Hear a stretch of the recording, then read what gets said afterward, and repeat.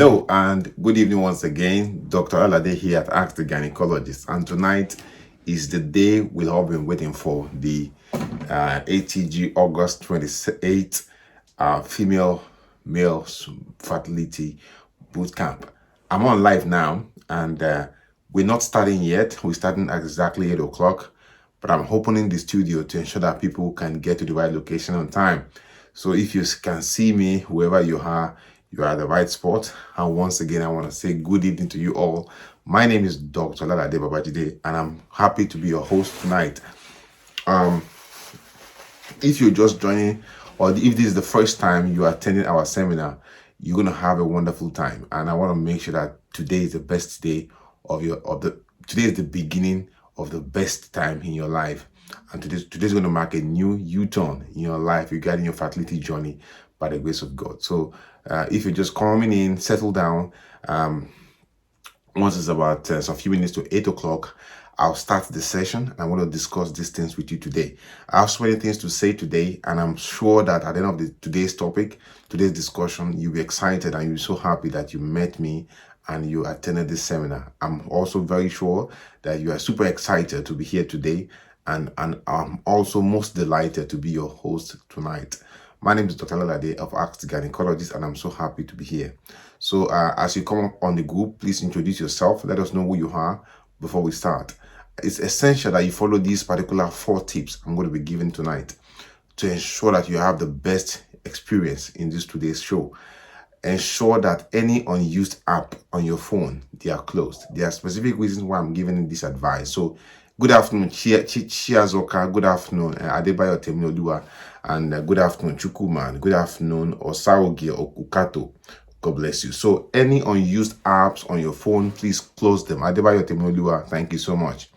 Ensure that your phones are well charged, or plug your phone to your power bank or to your power supply so that your phone has enough juice and energy to ensure this program today is going to be about 90 minutes maximum, all things being equal.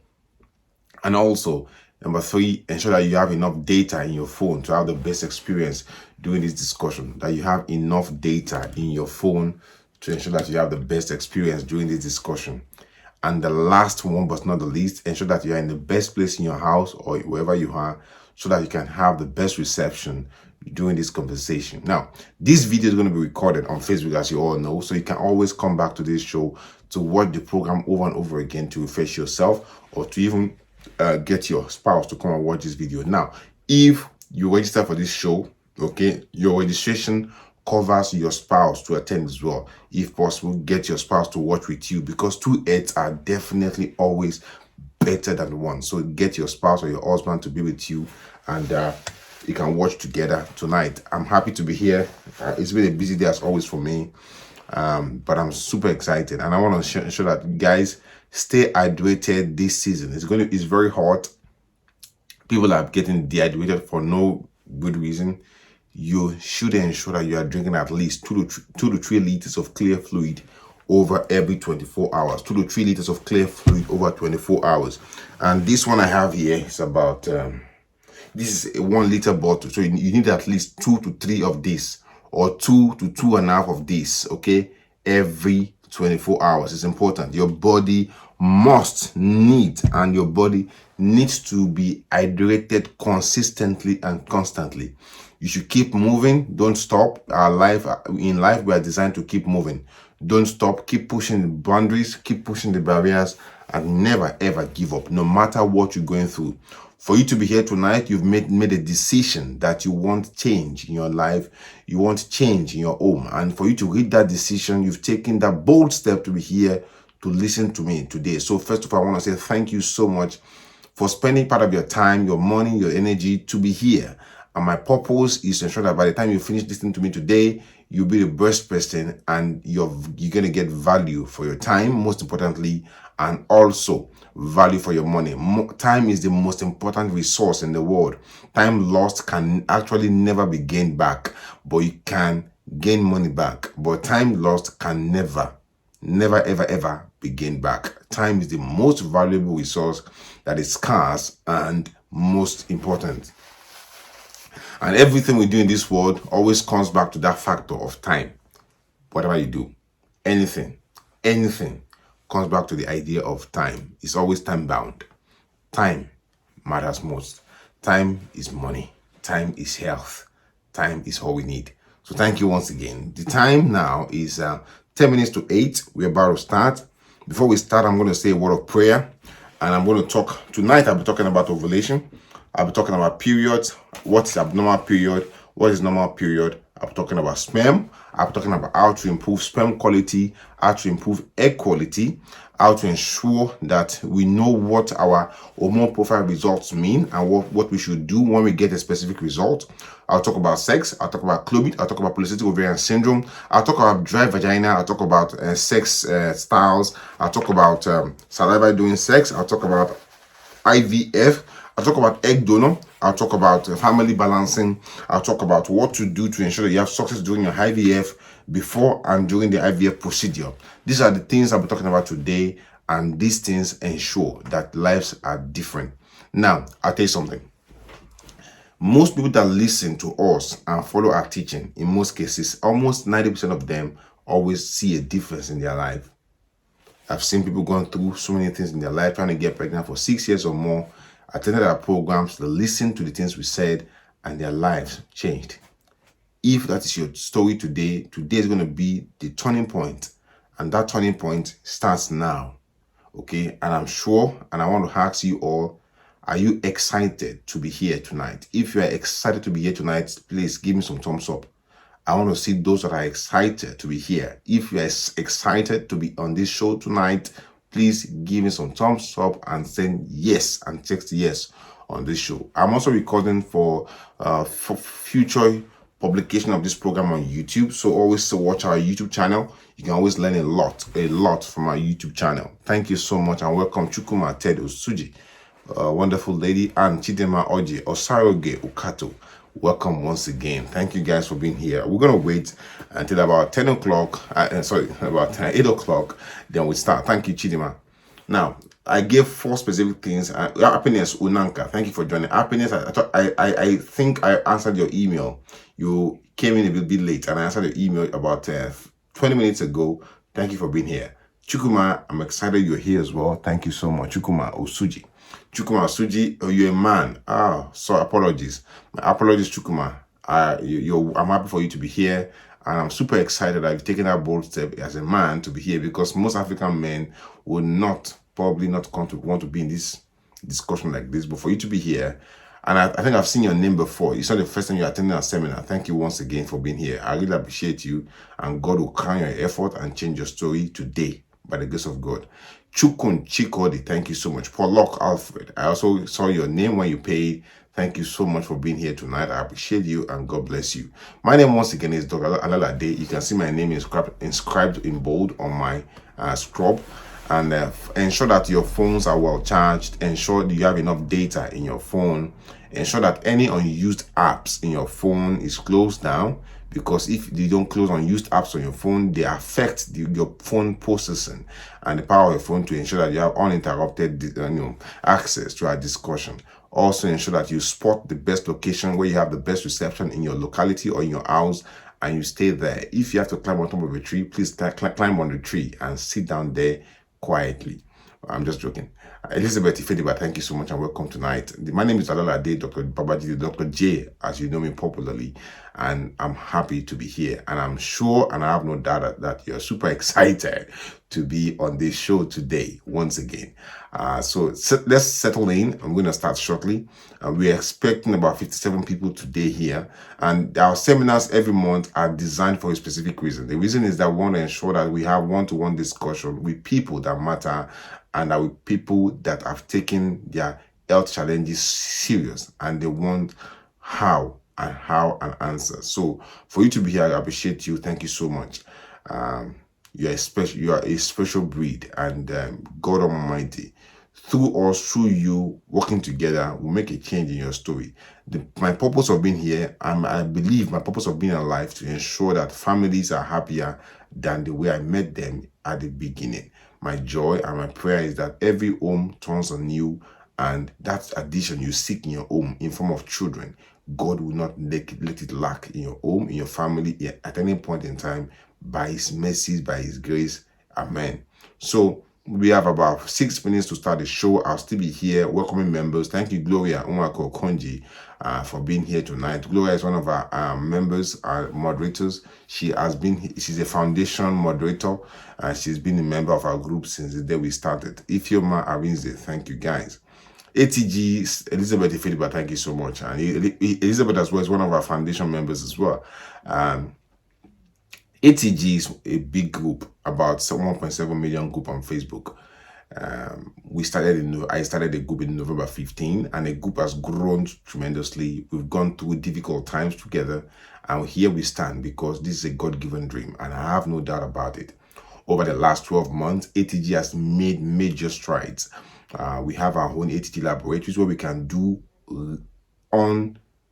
undiluted, reliable tests for infertility at our ATG laboratory.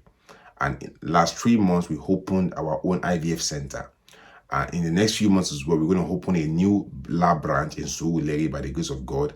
And I pray that we'll be able to reach our customers faster and better. And I pray that Almighty God will give us assistance and the grace to open more labs in more locations in Nigeria as soon as possible without delay. If possible in Abuja, Port Harcourt, Ibadan, and if possible, if as far as the northern part of Nigeria, and even in other countries as well. This is our dream, and we'll not stop. We'll keep pushing, and we'll keep changing things positively for the good and for the better of human race. And that is why we are here today by the grace of God.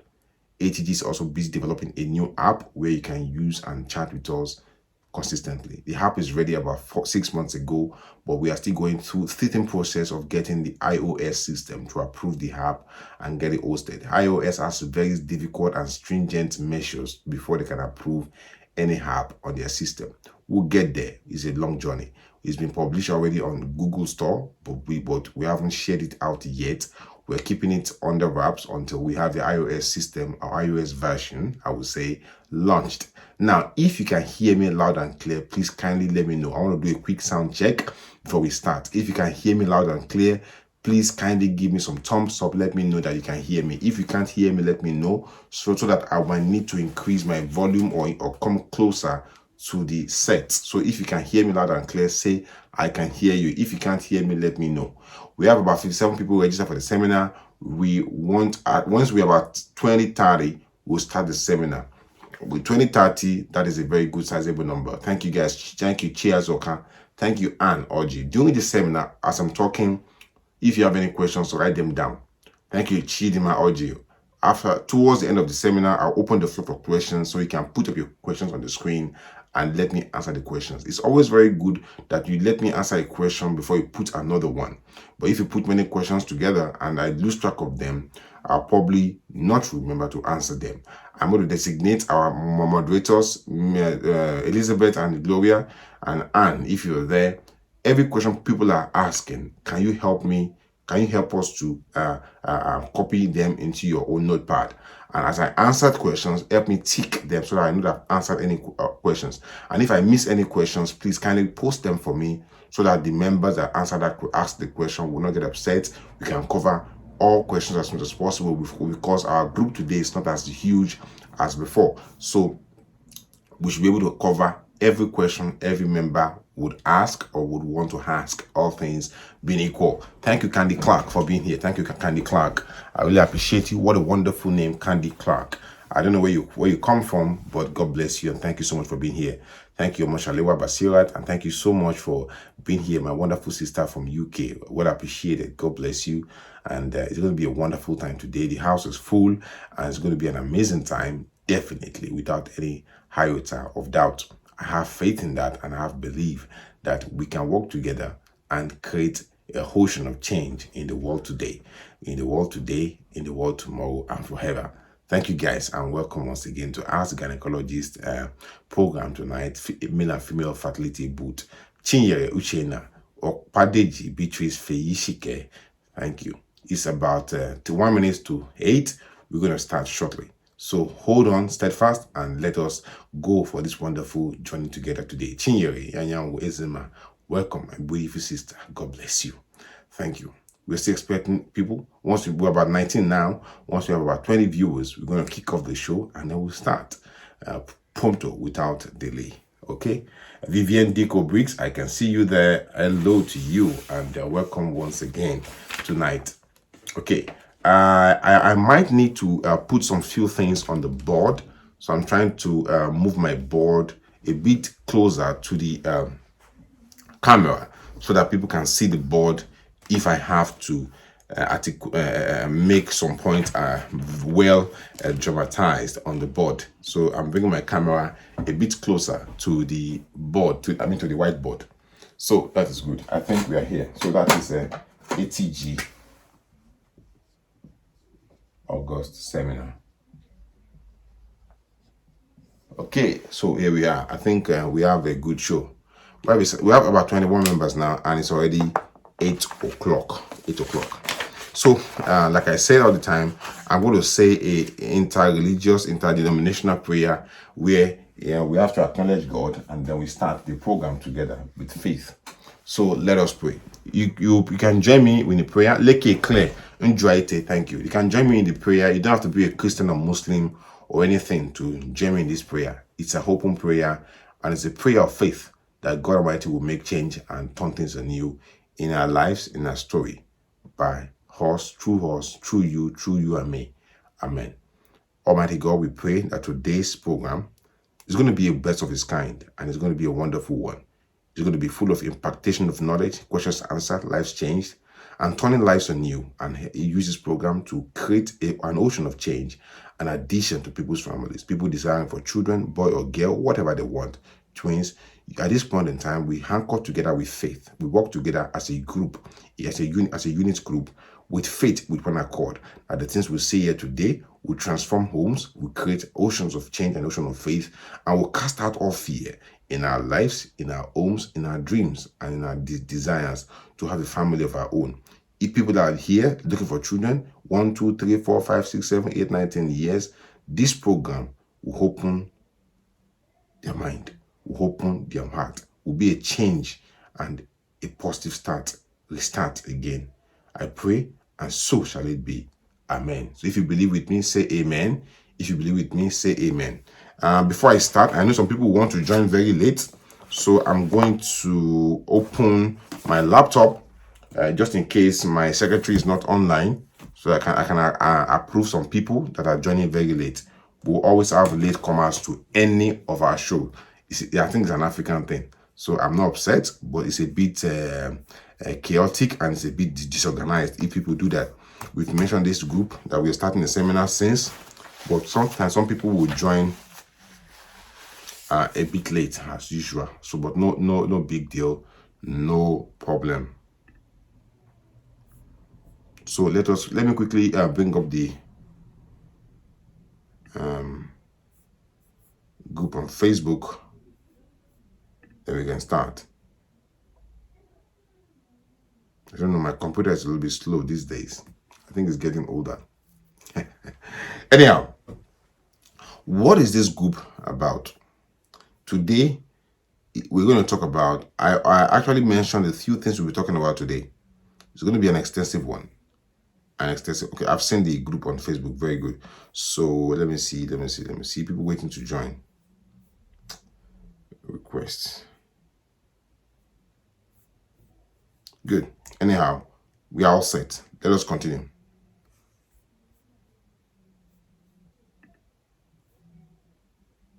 Now,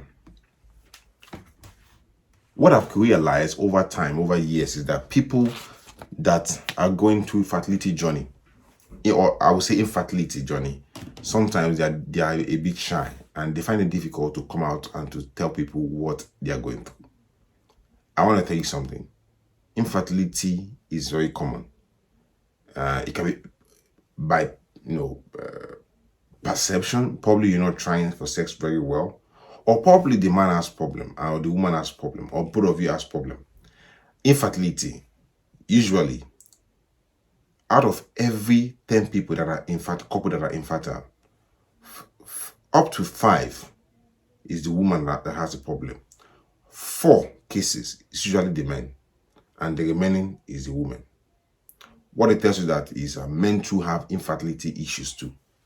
But amazingly, whenever I go to any church program, and people talk about infertility and they pray for couples that are infertile. It's as if they only pray for the woman. They've forgotten that men too can have infertility as well. You go to the mosque, you go to any gathering, people assume that men don't have problem with infertility, it's only the woman. They say that, oh, if you're going to infertility, come out. They want to pray for the woman. What of the men? Let me tell you something. Men too have and they go through issues. Infertility affects men too. Infertility affects women. It can affect both of them. Okay, so tonight I'll be covering the side of men and the side of women. But obviously, because most people here are women today, I'll focus on women too, as usual. But I'm not going to neglect the men. So listen attentively. I'm hoping my voice is good. I'm trying to speak slowly. I stammer though, but I'll try and speak slowly so that people can capture everything I say tonight here. Now, one of the first things that comes to minds of couples when trying to get pregnant is that they want to know how they ovulate. Everybody wants to know when I'm ovulating and have sex when I'm ovulating alone. It's a very bad idea. If you're trying to get pregnant, don't focus on ovulation alone. In fact, the Royal College of Obs and Gynae, and every time we advise you on ATG, is that at first you're not bleeding, you should be having sex. You should be having sex every 2 to 3 days. It's not easy, let me tell you the truth. But it's doable.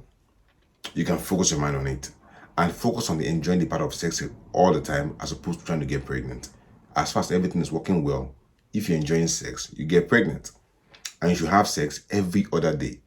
If you're not enjoying sex before you have children, you not enjoy it after the children come. I can tell you that from experience. If you're not enjoying sex before children come, you not enjoy it after children come. Most couples believe that marriage is for having children. Sex is for having children only. It is not. Sex is for having children, yes, but it is not. Sex is also for enjoyment between you and the woman, between woman and man, man and woman, husband and wife should enjoy sex primarily before you move on to start having children. Some people have both. Some don't have only one, either one. But you focus on the enjoyment part of it as well. It's important, it's useful, it's beneficial. It helps for the mind, helps the body. Now, however, if you want to know how your ovulation works, it's so easy, not difficult. The first thing first is that if you're having regular period, it doesn't matter whether it's 27-day period, 29-day period, that's okay. As far as you're having regular period, you're probably ovulating. And it's unlikely that you'll be ovulating on the same day every month. You will not be ovulating on January 14, February 14, March 14, April 14. No, because every month is different, okay? And every month is always different. So some people might ovulate twice a month, especially those that have period on January 1st, okay? So if your period is starting day 1, January 1, and you have a 28-day cycle, that means that you probably having another period again around January 29 or January 30. It's the same month, but it's a perfectly normal cycle. If your periods are coming regularly, bank on schedule, you can put your numbers in your phone and you can almost plus or minus 1 or 2 days say when your period will start.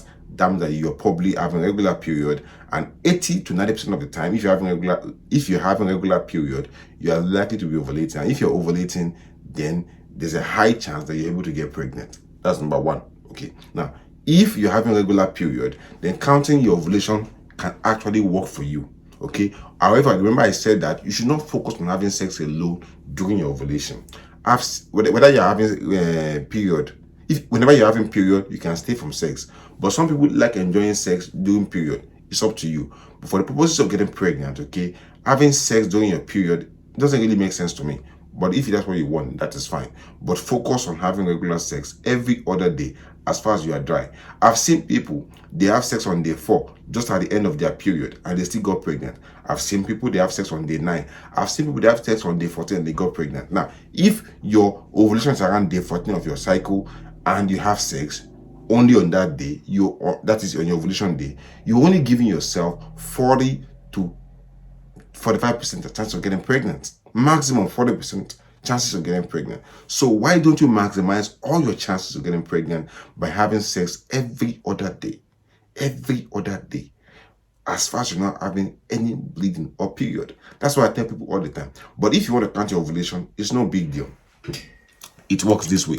I know that my board is a bit other way around because of the lens. There's not, but by the time we propose the video on YouTube, you're probably able to see everything perfectly on YouTube. But I'm going to explain it here. Welcome, Christina. God bless you. So if the first day of your period is here, day 1, right? And this is your whole cycle. Your whole menstrual cycle is all the days in between the first day you see your bleeding to the first day you see the next bleeding. Okay, that is your whole menstrual cycle. Okay, now if you take this point here, okay, now this point from here to here is usually constant, about 14 days. Okay, 14 days. Give it to me, Dr. J. It's always constant. Give it to God. God will make it constant. Okay, now this part of this, your menstrual cycle, is the one that can change. So I'll call it X. Okay, if you have a 28-day cycle, okay, that means that you probably be ovulating here, which is your ovulation, OV, on day 14. Okay, if you have a 29-day cycle, you probably be ovulating on day 15. Okay, day 15 doesn't have to be 15th of January or 15th of March. No, it could be fall into any day of that month. It's just that you'll be counting 15 from here. So this is day 1 of your period. D1, D1, day 1. So day 15, day 14. Okay. If you have a 30-day cycle, 30 days is from here to the next bleeding. From here to here. If yours is 30 days in between, okay, that's 30 days. That means that you're ovulating on day 16. So basically from day 1 to day 16, okay, you count 1 from day you see your period to day 16, you probably be ovulating here. So that's how to count it, and it goes on and on and on. If you have a 24-day cycle, which is very rare, you probably be ovulating on day day 10. Okay, so on and so forth. All right, but if your period is not regular, okay, forget about this. Just discard it. It's not necessary. Okay, for you have regular sex. What can make your period not to be regular? 1, Polycystic Ovarian syndrome. That's the commonest thing. Number 2, sickness. You're healed. Number 3, high level of prolactin, which a lot of African people suffer from. Number 4, taking hormonal supplements. Okay, that you don't even know what's in it. Number 5, you've just been well or sick. Okay, number 6, you had a recent operation, a recent fibroid surgery. Your period will likely be irregular for the first 1 or 2 months. Very common reasons, okay, but they're treatable. I'll be talking about them later as we progress on this chapter.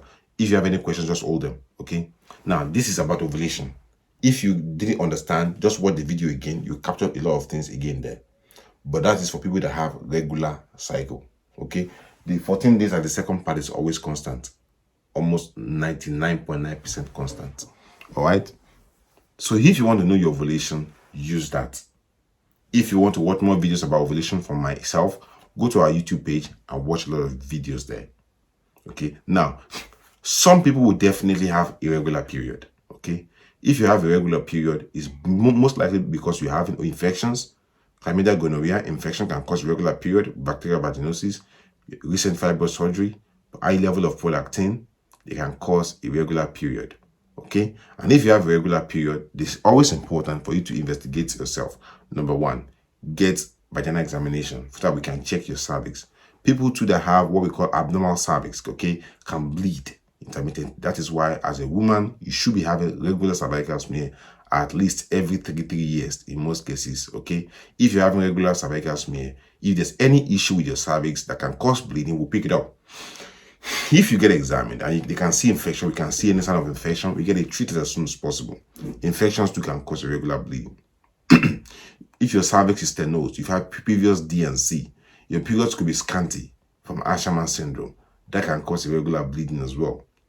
Like I said again, previous fibroid surgery, or if you have what we call endometrial polyp, where you have tiny polyps in your womb cavity. So I'll bring this a bit closer. you have these tiny polyps in your womb cavity. You see that one there that I'm pointing to? Those are polyps in your womb cavity. They can make you have irregular bleeding.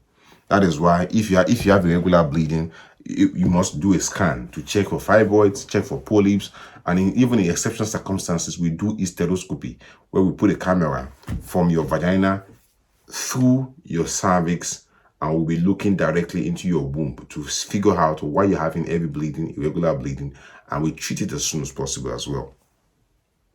Now, if you're trying to get pregnant, if you've spoken to me before or you try to talk to me, you will see that I will ask you for basic investigations.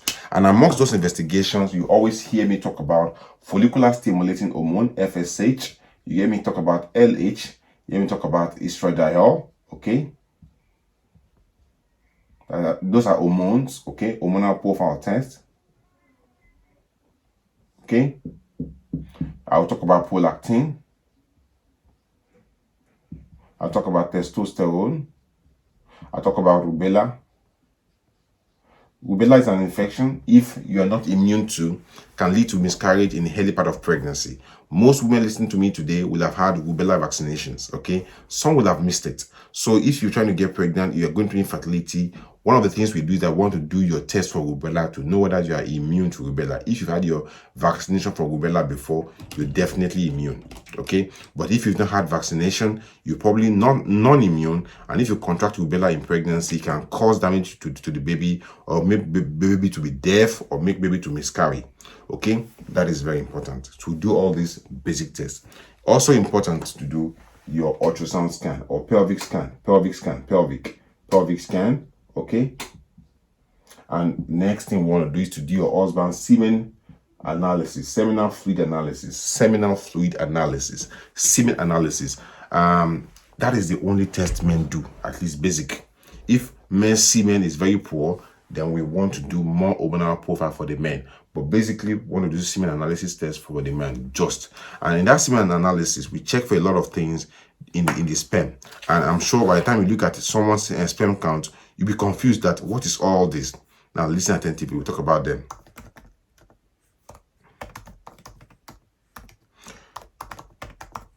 So when you look at a semen analysis report, there's some things you will see. The first thing we look for, okay, are first of all, we want to ensure that the time you produce the sperm, okay, to get into the laboratory is very, very short, so that the sperm will not die or what we call liquefy before we get them in the laboratory. Sperm don't live very long outside the human body. They can live long in the vagina or for up to 5 to 7 days, or in the man's body for as long as possible. Okay. Now, when we get your sperm report, the first thing we want to check is the count.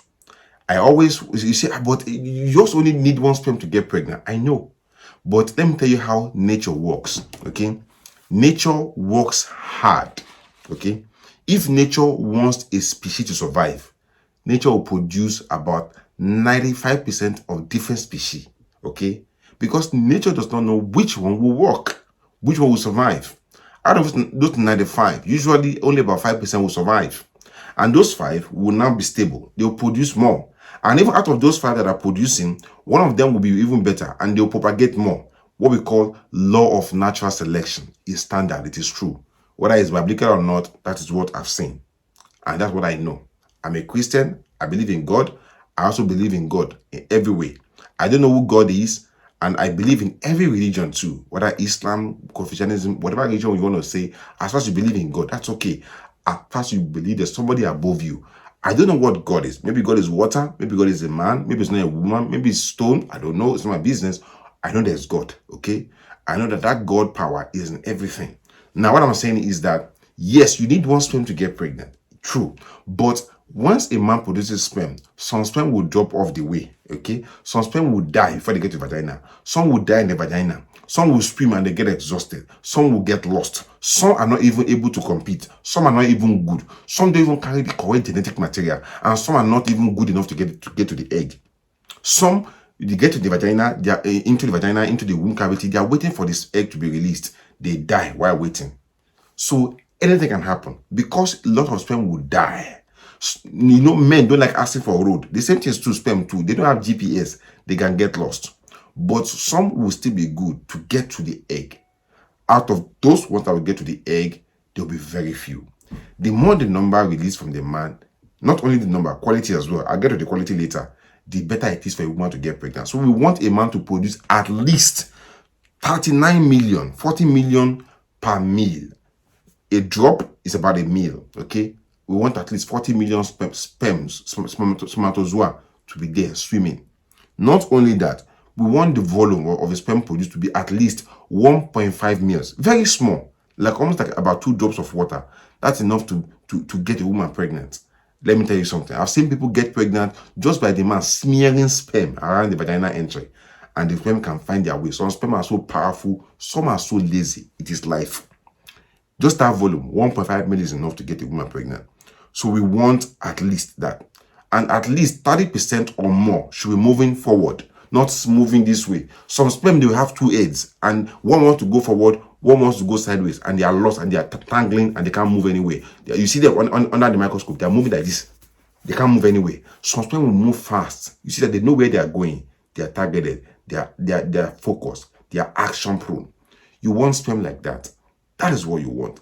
Not only that, that are strong to move and to swim, to do their job. Some sperm are abnormal. We don't want those. They carry a bad genetic material that we don't want them to propagate to the next generation. So we want good quality sperm. So those are the things we'll be checking under microscope in our laboratory to ensure that all these are well done. Now, if you want to get all your tests done for infertility, you can easily go to our laboratory on Monday or this new week and get all these tests done. So I also tell people whenever you're trying to get pregnant to use Precede Lubricant. And I preach this all the time because I've seen it change. I've seen it change a lot of families. Families that follow my instruction, they're trying to get pregnant. I've seen all their results. It's very good. Now, if you have problems, apart from this test too, couples should do, the woman should do HSG. And the purpose of HSG is to check if there's any blockage in the tube or not. Blockage in the fallopian tube or not. HSG is highly important. If you're just joining today, welcome once again. This is the August seminar, male and female bootcamp. Okay, welcome once again. So HSG is to check if there's any blockage in the tube. Okay, 3 things that can make a woman pregnant that are important for getting people pregnant. 1, there should be no blockage in the tubes. 2, you should be ovulating. We do a hormonal profile for that. 3, okay, there must be good sperm. Okay, good sperm. So those things are highly important, and those things are the things we check most cases in all our infertility tests, like I said at the beginning. So Precede Lubricant, back to that one. Precede Lubricant is designed, okay? Now let's draw a line here. Precede Lubricant, okay? Precede, before seed, precede. They help, and they help to get pregnant. I'll write it again in blue. Let me write it in blue so that my screen, because there's so much light in my office here, in my studio. Let's put it in blue so that we can see exactly what I've written down. Precede. I'm giving so much attention to our members today here because you guys deserve all the attention I can give today. So Precede Lubricant. This lubricant does one thing, okay? Makes the sperm have a conducive environment. Basically, it's like putting a sperm inside aeroplane. You put it inside aeroplane, they sit comfortable, they fly faster.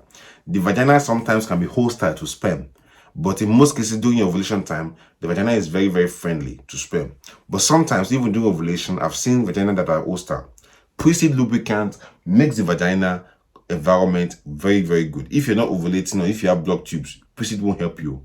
But if everything is working well, sperm is okay, there's no blockage in the tubes, or sperm count is a bit borderline okay, not too good, not too bad, and they're ovulating, there's no blockage in the tubes, you're having regular sex, you want to make this better, Precede Lubricant will help you to make the vaginal environment very, very comfortable for sperm. If you have low sperm count, okay, we can see some sperm count, but it's very, very low, Precede can be a good option for you.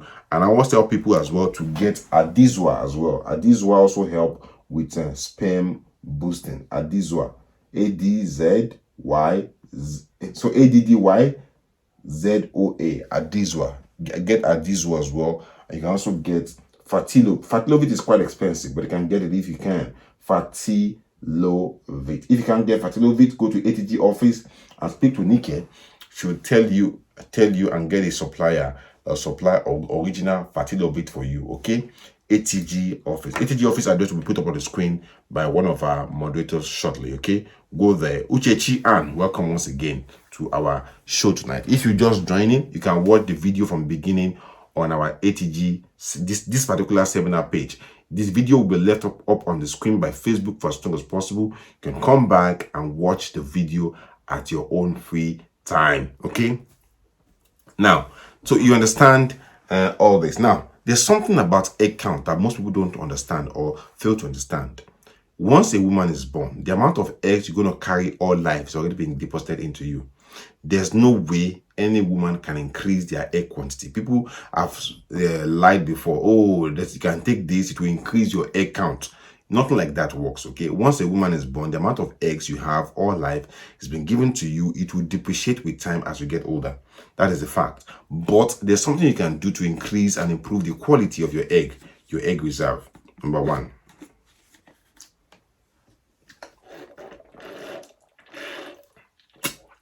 try and get pregnant as soon as possible. If there's nothing delaying you, things are favorable, get pregnant as soon as possible and try and get pregnant as soon as possible. But for some reason, for some people, time is not on their side. They're trying to get things together. They can't get married as soon as possible. If that's your story, that is fine. Take your time. There's nothing good there's nothing good about rushing to marriage, then rushing out again. It's happened to me before. It's a very painful process. You lose minimum of 5 to 10 years of your life. If you rush into a marriage and you have to go outside again or stay in that marriage, you probably lose minimum of 5 to 10 years of your life. I can tell you that from experience. So take your time. Don't rush into any marriage. Don't let anybody rush you or piggy rush you in any form of way to any marriage. Take your time. Now, but if you're in a marriage, try and get pregnant as soon as possible. And if you're trying to get pregnant, you are above 35, you've had regular sex for a year, no pregnancy is coming, start seeking fertility assistance as soon as possible. If you're under 35, you should have sex for at least 18 months to 2 years. And if no show, then start seeking assistance as soon as possible and don't delay. And when you seek assistance, seek it with your husband. You and two of you go together, husband or wife, whatever, husband and wife, seek advice together. Don't, if you're a man, don't leave your wife to go and start doing tests on her own. Go with her, okay? That's the best thing you can do for a woman. If you're going to infertility, you're a man, go with the woman. Trust me, it's possible. If you can't go, try and be there on video if possible, or record things and watch it later, or find time and go to other subsequent appointments. It's important. It works a lot. It works a lot. It works a lot. I can't say more than that. If you're going to infertility challenge, you're a man, go with your wife. It can happen to the man. It can happen to the woman. Work together. You are in this boat together. Why do you leave the woman to go and start sorting out things on her own? And why do women leave men to go? But in most cases, it's men that leave the women alone to go and look at how to get pregnant. I've seen people, they've been stressed at home. They've almost chased them out of their husband house because they can't get pregnant. And it's amazing that it's even women that even chase other women out of their husband's home. Women, let us be gentle and have respect for each other. It's very important. So now, back to eggs. The amount of eggs you're going to carry all life has been given to you. As you get older, it will only depreciate in quantity and value and quantity. Quality and quantity. Now, you cannot increase the quantity of eggs you have. God has given that. It's like your age, it will get lower and lower as you live. The same thing too, as you get older, your number of eggs will depreciate in quantity, and even in quality too. But you can still adjust or get away with the quality if you live a good lifestyle. When I say good lifestyle, you should not be overweight. Overweight people usually have problem with fertility more compared to people that are okay with weight. Don't be underweight. Don't be overweight. Balance. Life loves balance. Life what loves balance. If you're above, if your BMI, we use BMI for weight in infertility. If your BMI is more than 30, 31, try and regularly exercise and lose at least 4 to 5 kilograms. Even if you're trying to get pregnant and you are okay with your weight, okay, just lose at least 4 to 5 kilograms of your weight. You notice a change. Okay. Now, to improve your egg quality, avoid smoking, avoid alcohol, have a routine, regular sleep, 6-7 hours sleep minimum every day, regular sleep if you can. Okay, try and regularly exercise, sit-ups at home, bend overs, ride a bicycle, press ups. We've been showing videos on ATG here regularly once every week to show you how to exercise and to see that you can do exercise too, that everybody is doing. I'm too big, I can't do anything. Start from what you can do. Anybody can start. Some people they've been doing this thing for years, so you cannot get a result or where they got within 10 years or 2 years, just like that. But take the first step. The journey of 1,000 miles begin with the first step. You see, I can tell you that with every experience and everything I've done and everything I've learned in life, just take the first step. Once you take the first step, people will come to your aid. The world is designed in such a way that people want to help, but they will not help you until you're ready to help yourself. That is the way the world is designed. If you see that I am overweight, I can't lose weight, nobody will help you. But if you say get up, some people will laugh at you, let me tell you. But majority of people around you want to help. People want to help. I can tell you that, and it's in every culture. You might think it's a lie, but take the first step. Take that first bold step. People will start to slowly rally around you because they can see your effort. They can see that you're trying. And also, take this medication. For a woman, listen, take DHEA. It's a vitamin supplement. You can get it on Jumia. You can get it on Amazon. DHEA, dihydroepiandrosterone, whatever. Long name. DHEA is the acronym. Go to your Amazon, your Jumia, punch in DHEA, even on Google, to give you access to it. Get it. It's a fertility supplement. It's very, very good. And also get Fertility for men. We have Fertility for women. It helps a lot, a lot. They contain lots of antioxidants and they help to protect sperm, protect eggs, and also make them to live longer in your body. Very important. So, something you need to know about FSH results. So a lot of people come to me with their FSH. Most people that come to ATG, that join our programs, our premium services, most of them, they've done tests, they've seen doctors, they've got confused, and they now got to ATG. A young man today called me while I was trying to catch a quick nap before a seminar. He called me from Lagos. He said he got my number on somewhere on ATG or somebody spoke to him about it. And I'm always happy when men especially call. I'm always happy to when women call. Don't get me wrong, but I'm saying that if I see a man that takes that bold step to call me, it gives me that joy that men are taking their health too serious, especially in the area of infertility. So this young man called me from Lagos, introduced himself. He said that, so anyway, I was listening. Normally I listen to people. I listened to him. He was very, very polite.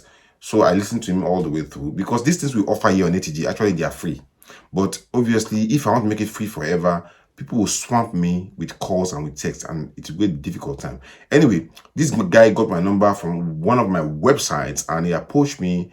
After he spoke lovely, I realized that actually he went to the secondary school of the primary school I went in Lagos when I was young in the 80s. You're younger than me though. So, I said, okay, fine, bring your results to me as soon as possible. Let me go through them. Let us take it from there. So most people that are coming to ATG, they've done series of tests before, and they brought the result, and we go through their result to see where the problem is, where the challenge is with the man or woman or with both of them. So especially for women, if you've done your FSH, and the most important thing about FSH is that we want to know whether you're ovulating. FSH is an hormone produced in the brain that tells the ovaries to ovulate. If your ovary is not ovulating, the brain sends another higher level of FSH hormone, more and more quantity. If the ovary is not responding, the brain keeps sending more and more FSH. But at the time, the brain gets fed up. If you've done FSH and your FSH is more than 30, okay, is more than 30, okay, on 2 occasions, and those 2 occasions are minimum of 6 weeks apart, okay, maybe 50, 150, 82, or 32 again, or 60. Once FSH is more than 30 on 2 occasions apart, and those 2 occasions are 6 weeks interval apart, then there's high chance that you're not ovulating anymore. Yes, there's high chance you're not ovulating anymore. And if you're not ovulating anymore, okay, no matter how open your tube is, there's no egg that will be released that will pass through the tube to get into the womb to wait for sperm. Okay, careful, listen. So ovulation is quite critical. FSH is very important in that regard. Progesterone. You do your progesterone test. One of the tests I listed before. If I've missed it, you should be doing progesterone. And ideally, you should do the progesterone on day 21. Okay, some will do progesterone on day 14. No problem. But it's a very good to do it at day 21. Okay, and I spoke to a lady last week, Saturday, while I was at work. And that lady was almost abusing me verbally because I asked her to repeat her progesterone that was done when she went to see another doctor before, and she was told that that progesterone was okay or something like that, if I remember rightly. Anyway, I was going through some of that lady's result, and she got quite upset, and she was basically shouting at me. And I told her that I'll give her her money back. That I actually think I don't deserve to be shouted at. I would not shout on my 10-year-old daughter. I've been married before, so I have children before from a previous marriage. I have 3 children before, and I look after them very well by the grace of God. So I said I can never shout on my 10-year-old daughter. So much less let someone shout out on me. Shouting at somebody is a sign of weakness. Shouting at anybody is a sign of weakness on the highest order. In fact, once you get angry and you can't control your anger, it's a sign of weakness. So I said that, look, Mrs. Woman, I don't think I deserve it. My joy is to help you, but if I can't help you, then I would not want to make you sad. So I'll give you your money back. Everything I've spoken to you from my own fountain of knowledge, you can take it. It's free. I give it to you free of charge. So she won't reply me anymore, and I left her alone. But once she replies me, I give her her money back. Now, what I'm saying here is that, in all short, is that your progesterone too is important, and we do it on day 21. Day 21 progesterone. And what are we looking for in your progesterone? I want your progesterone to usually be between 15 and 20. Okay, and I've seen progesterone to that 11. They're okay, but I just want it, love it for my own peace of mind to be about 15 and 20. In most cases, if it's like that, it gives me that joy that you're ovulating. I've seen people that are ovulating too with progesterone turn around day 9 is 10. But if your day 21 progesterone test falls on a weekend, try and liaise with the laboratory. They can open the lab maybe for you to take your sample on that day 21, and they can freeze it and run it the following day when they are open. But if it can be done on day 21, do it as soon as possible the next available working day. Day 21 progesterone should be at least 15 to 20 to give us indication that you are ovulating. And if you're not ovulating, if your progesterone is extremely low, 0.3, 1 or 2, and you are sure it was done on day 21, then there are some medications we can give, like Progesterone, to boost your progesterone. Because if your progesterone is too small, it will affect the survivability of your eggs in the womb while it's implanting.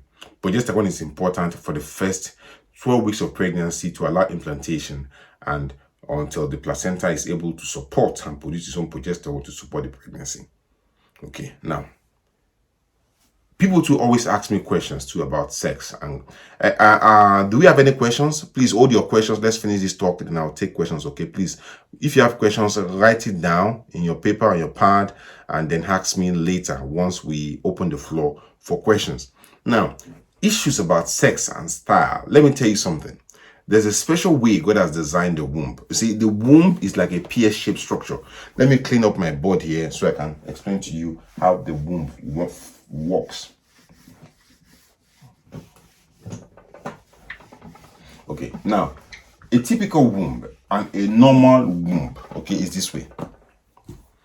Don't forget that you also do ultrasound scan for your infertility test, and the purpose of ultrasound scan is to check for any abnormality in your womb cavity. Sometimes, if the scan is not conclusive, we might need to do hysteroscopy to put a camera into your womb from your cervix down below, from vagina, cervix, and look into your womb cavity through camera, hysteroscopy, not scan. Hysteroscopy is not a scan; it's a camera look. Sometimes if you're having recurring miscarriages, you have polyp, fibroids, and all that, you have a tight cervix, we do cervical dilatation and hysteroscopy to look into your womb cavity. Now, a typical womb is like a pear-shaped structure like this, okay? Can everybody see this? And that's a pear. Pear is like a fruit. We know very common here, like an apple fruit, very common. Looks like a fig, okay? pear anyway. That's what a womb looks like, okay? And that pear has a structure, opening here, which is the cervix, the neck of the womb, where baby pops out from, okay?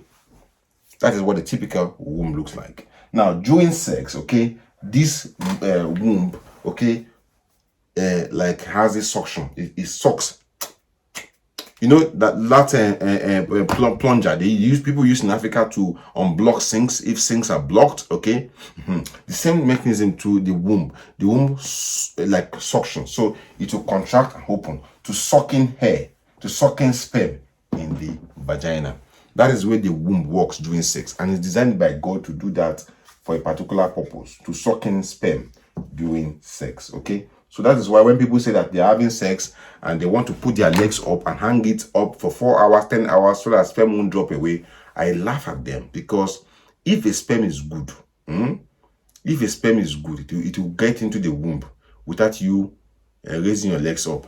If you are raising your legs up, you're just keeping in the bad sperm. I'm just joking anyway. But the fact is that whether you tie your leg up 10 hours, whether you tie your leg up 2 hours after sex or 10 hours after sex, it's a waste of time. It's a practical waste. Then thank you, Candy Clark, for putting that picture. If you hang your legs up after sex, it's a waste of time. You don't have to. Let me tell you something. As soon as you get up from the bed after sex, by the law of God, and that law of God is law of gravity, which God has put in on this earth, and that is why I can stand like this and talk to you like this.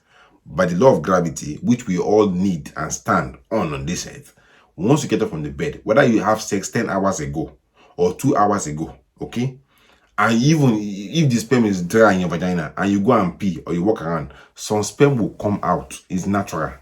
There's nothing you can do about that. Even if I have sex with my wife and she gets up, sperm will come out. But the sperm that is good has already entered because the womb sucks it in. Just like that. When you see a baby suck the mom's nipple, that's the way the womb works. It sucks it in, and that's a good mechanism, and that's what we want. That's why sometimes you have some cramps in your tummy during sex. So if you want to keep your legs up, it's okay. But that's not going to make you pregnant if your tubes are blocked, or if you're not ovulating, or if the sperm is useless. God forgive me. So, and there's no particular sex, whether doggy or hippopotamus or monkey style, that makes you pregnant or not, or missionary. No particular style makes you pregnant. Every sex style is very good, very, very, very good for getting you pregnant. If you have problem with your sperm, with your ovulation, with your tubes, no matter the style you do, if you're not going to get pregnant because of that, you're not going to get pregnant. That is why the style is not what you need. It's that everything is good and working in appropriate order. Sperm is good, tube is good, eggs get where they're supposed to get to. Okay? Or even if you do reverse missionary style, it's not going to increase your chances of getting pregnant. Mba, it's not. It will just make you enjoy your sex, whether it's doggy. Doggy is always the best style anyway. But if you got pregnant through doggy, don't think that will make you have twins or triplets. No, it doesn't work that way. Okay? I hope I can put that matter to rest and we can continue on this our discussion. Now, people tonight, tomorrow morning, whether listening to me or not, they'll use Clomid without proper instruction. Now, I cannot stop somebody from using Clomid or not. Whether they want to use Clomid, letrozole, or whatever you call it. Let me tell you something. Clomid can be very dangerous. It can damage ovaries. You see, electricity can make a device work. Electricity too can damage a device if it surges with high current without stabilizer. The same thing the Clomid. Clomid makes your ovaries to ovulate, basically to hyperovulate, to produce eggs more than expected, or to force the ovaries to push out eggs if it's not responding well to usual medications or to usual things that we do. And Clomid has a way of making the ovary work too much. That is why whenever we have many doses of Clomid, 50, 100, and 150. By the time you start getting to using 150 dose, you have to stop it.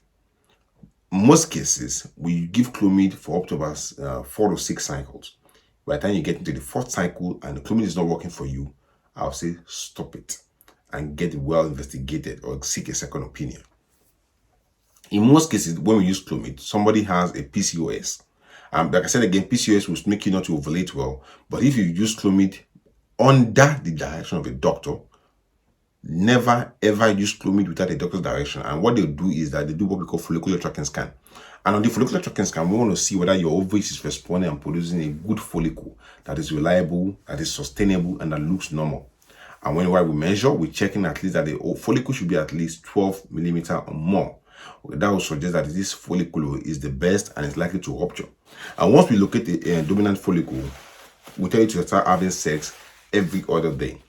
If it's not working, okay, and the Clomid is not working in this cycle, we stop it, we let you have your period, and we start the next cycle with a higher dose. By the time you use up to 150 milligrams and you're not responding, we stop it. People that are usually big on the obese side, they need higher doses. People that are usually small, they need a smaller dose. But I've seen people that are big too that need higher doses too, and that need the smaller doses too. So we start on the smallest dose so that we don't damage ovaries and we keep ovaries in check. When you take Clomid, doctor will tell you to go for follicular tracking scan, usually from about day 9, day 11, day 12, or day 13 of your menstrual cycle to check that your ovaries is responding to the Clomid. And that's how we do it. And then we take it from there.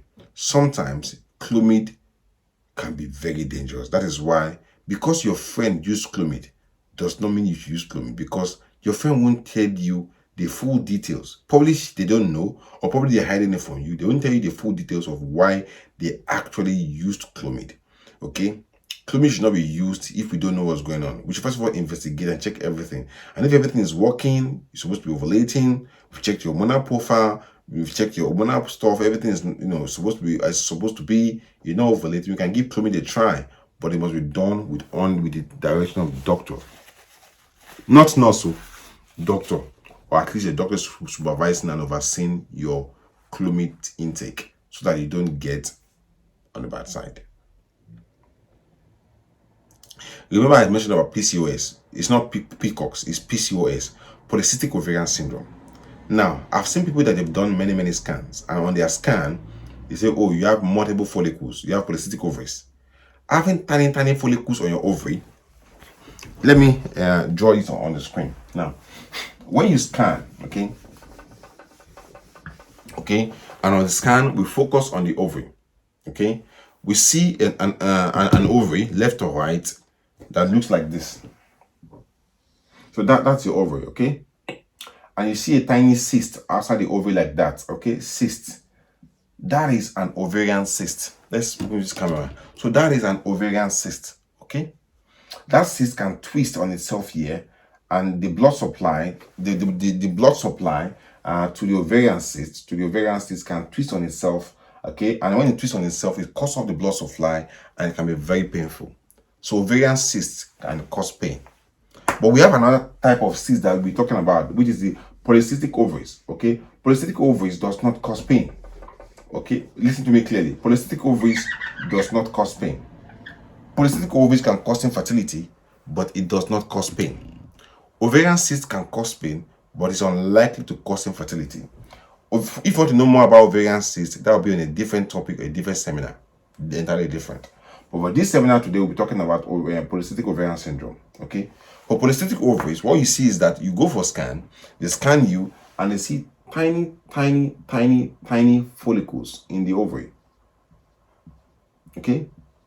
The angry thing about these follicles is that they don't hatch. They don't hatch because they don't pop and release egg. We call them polycystic ovaries. When you see a woman that has gone for scan, okay, what you see on that scan that will give you an indication that this woman has polycystic ovaries is this. See, you scan a woman, and I've seen it many times, even here in the UK, and you see cysts like that arranged outside or close to the periphery of the ovary, like that.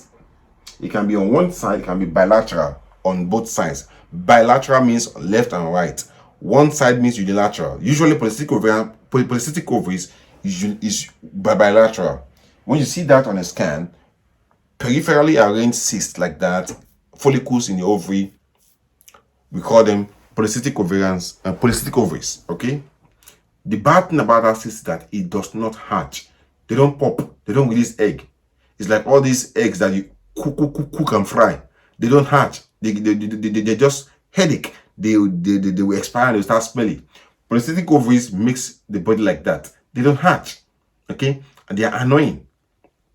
So if you see that on a woman, it's polycystic ovaries, fine. But not all polycystic ovaries will cause infertility.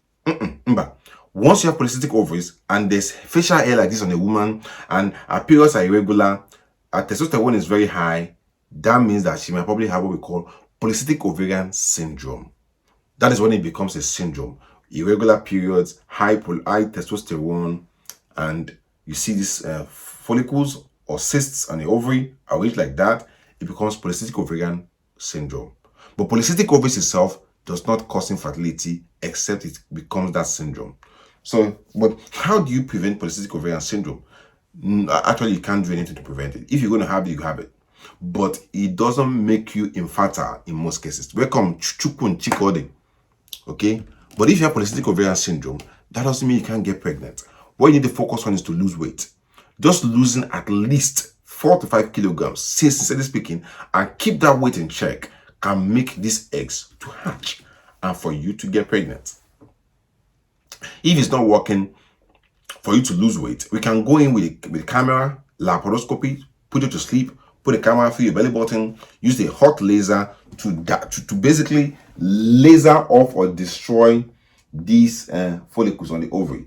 But the problem is that while destroying these follicles on the ovary, we might also inadvertently or mistakenly destroy normal ovarian tissue. So we try and avoid it as much as possible. Another thing you can do with polycystic ovarian syndrome, if everything fails, is to use Clomid under right supervision, because they can if people react to Clomid, they can die. I've seen a woman from Somalia reacted to Clomid hospital very close to Liverpool about 9 years ago. That woman, about 11 years ago, she needed dialysis. She almost died. So I think she made this shot because I left that environment shortly after then. So be very careful. Also, there's nothing wrong with using saliva during sex, but I prefer you use Precede Lubricant. Using saliva during sex to lubricate the penis, to lubricate the vagina, or oral sex does not stop you from getting pregnant. No. The saliva doesn't destroy that, okay? But I'll prefer if you use lubricants like Precede. Lubricant you're going to use during sex, be careful. Some of them are spermicidal. Some of them would kill sperm, specifically. Use lubricants that don't kill sperm. Lubricants that kill sperm, they contain nonoxynol 9. Those ones kill sperm. Use the ones that don't kill sperm. If you're not sure, don't use lubricant. Don't use Vaseline, okay? All right. If you use any lubricant, use Precede lubricant, okay? And if you're suffering from dry vagina, you're suffering from yeast infection, get it treated. It can make sex painful. Yeast infection can make the vaginal wall excruciatingly hypersensitive and can make people uncomfortable with pain. I hope we are learning from all this.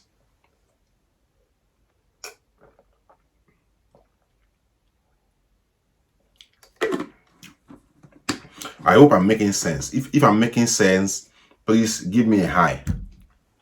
If I'm making sense, please give me a high and say, hello, doctor. Let me know if I'm making sense. If not, let me know what I need to change. If you can hear me, I'm making sense. So say hello, doctor. Just say hello, doctor. Thank you, guys. Okay.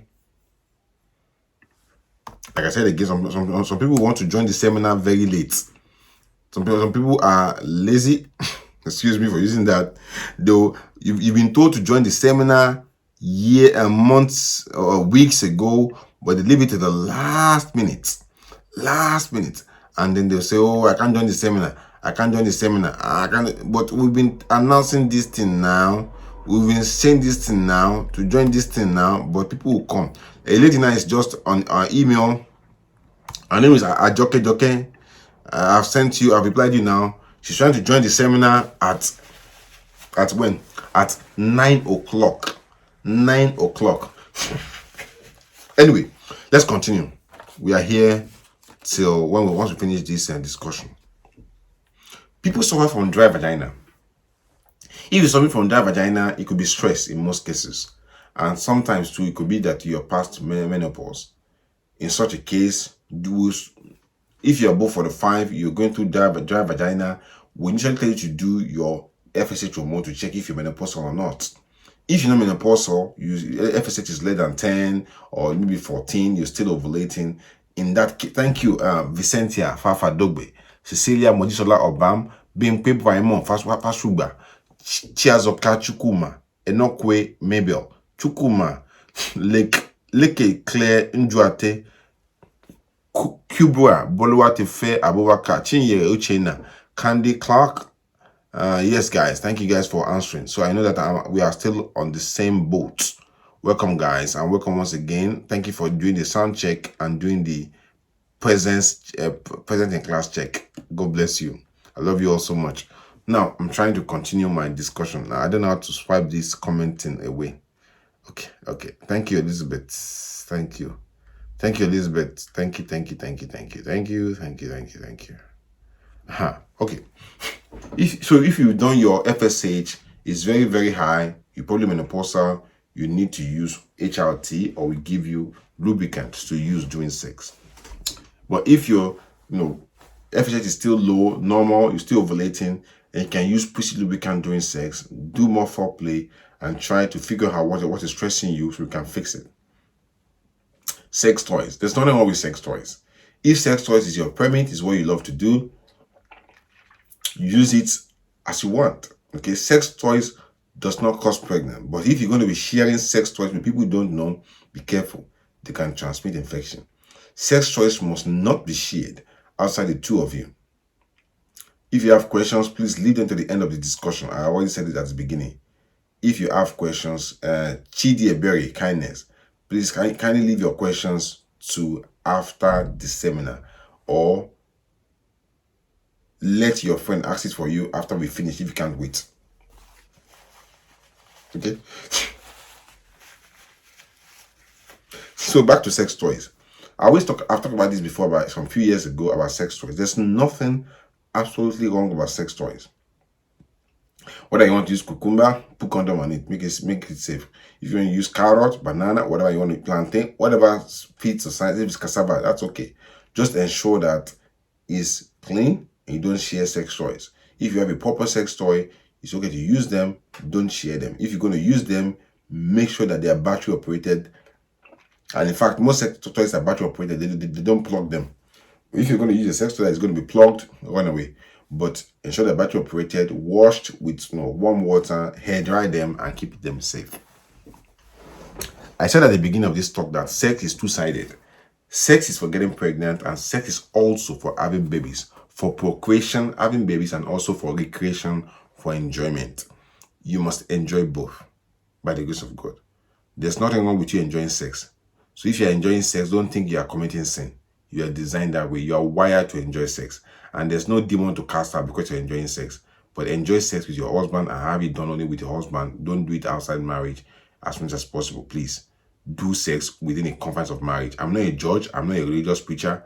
It's just safer. That's just the truth. Okay? At what point do you cross that line and say that, doctor, it's time to do IVF? At what point do the doctor see you and say, you did IVF? At what point? So maybe you've done HSG. Tubes are blocked. That is IVF. Some people will say, but if I unblock the tube, how can you unblock it? You can unblock the tube, but it's very difficult. Once a tube is damaged, it's difficult to get it back to full functionality. Sometimes we do hydrotubation, okay? But it works. Hydrotubation is when we force fluid under pressure into the womb cavity to go into the tubes to unblock the tubes. It's different from HSG. HSG is not under pressure. And HSG is not designed to unblock tube. Okay, I've seen HSG unblock tube before, but it's not designed that way. But hydrotubation is done specifically to unblock tubes, but it only works when the tube is okay basically, and it only works in about 1 out of every 4 people that do hydrotubation. Okay, so if your doctor can do hydrotubation, fine. But if they don't hydrotubation, you can't get pregnant. Forget about it. Move on to IVF, because once the tubes are blocked, there's no way the eggs being released will pass through the tubes to get to the womb to get you pregnant. So, however, if your tubes are blocked, IVF. If you've been having regular sex and you are over 35, having regular sex for more than a year. Regular sex is sex every other day. Okay, if you're having regular sex all the time for more than a year, you're above 35, start seeking medical opinion, and we might need to consider IVF as a good option. If you have sex, if you're having sex and less than 35, if you're having sex less than 2 years, less than 35 years old you are, there's no point to panic. You must have sex for at least 2 years if you're under 35, and before we can think of IVF. Now, if you've needed IVF before and you've been able to get pregnant and you've delivered, there's nothing stopping you from trying naturally again. I've seen people that they got pregnant first pregnancy through IVF, they got pregnant again naturally. Okay, I've seen people while waiting for IVF, they got pregnant naturally. And in ATG IVF Center, I told you all before, if you pay for IVF and you get pregnant along the line before you start your procedure at ATG IVF, we give you all your money back. Chikena. If you have lost your ovary, if you've had your tubes damaged from previous operation, maybe from ectopic pregnancy on both sides, and your tubes are gone, God forbid, then that is IVF.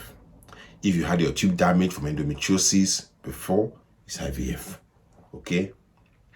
Some people, they have, they've passed through menopause and they want to get pregnant, IVF. Some people, they've done 2 IVF before and the egg quality is very bad, then they have to consider egg donor for the next IVF. Okay?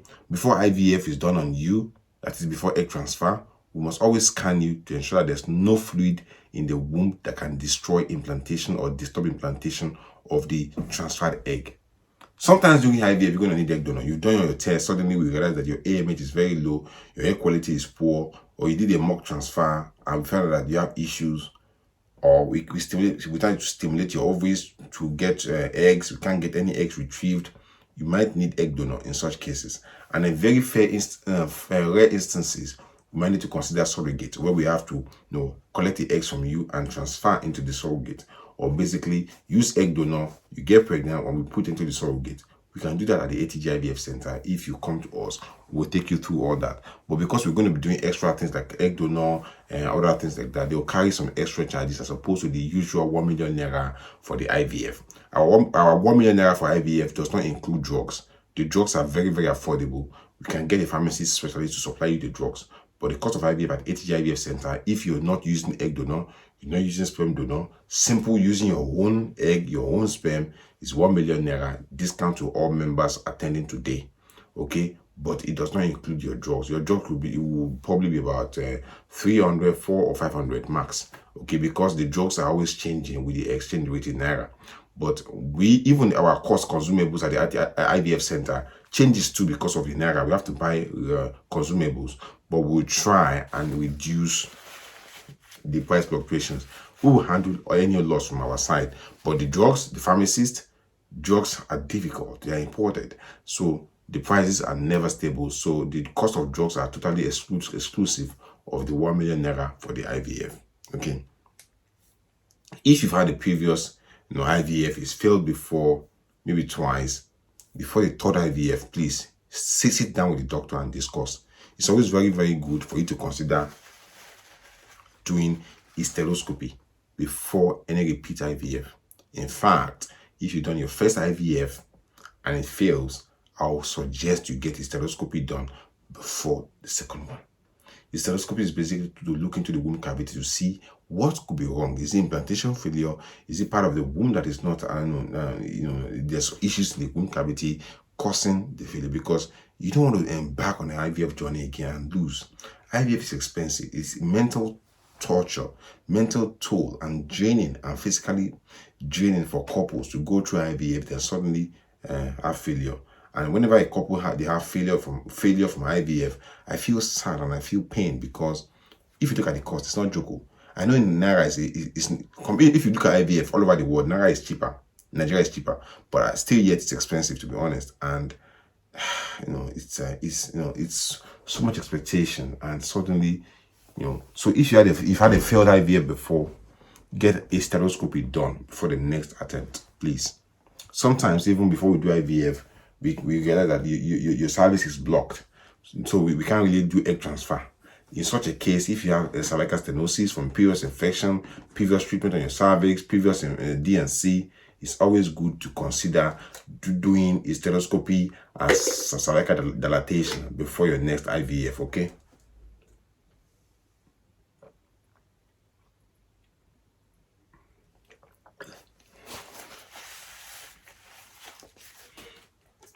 It's always good if you are waiting for IVF to ensure that you lose weight, or if you're going to be programmed for IVF soon, start working on your weight loss. Lose at least 4 to 5 kilograms of weight. It's very good. It makes a whole lot of difference in every area of IVF. Lose at least 4 to 5 kilograms of weight before proceeding for IVF.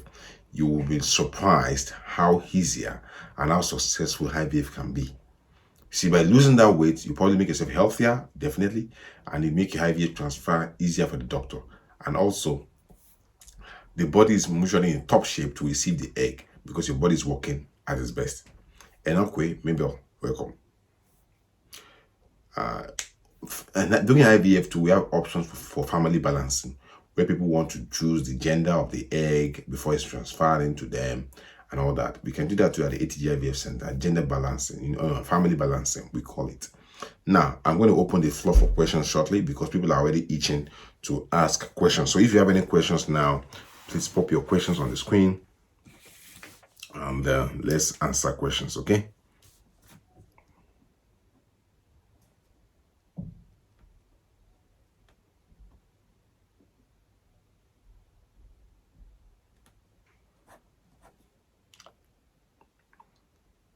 So if you have any questions, please answer.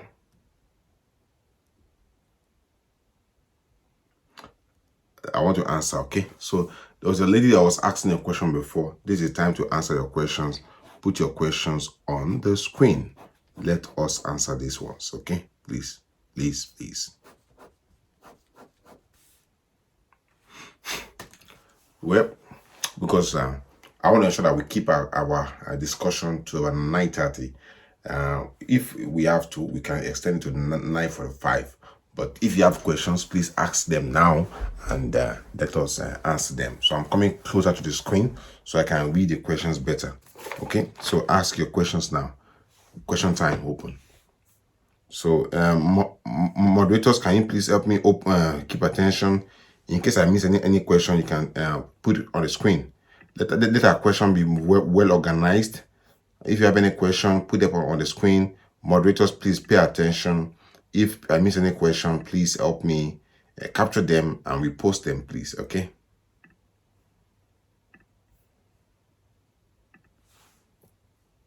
Good.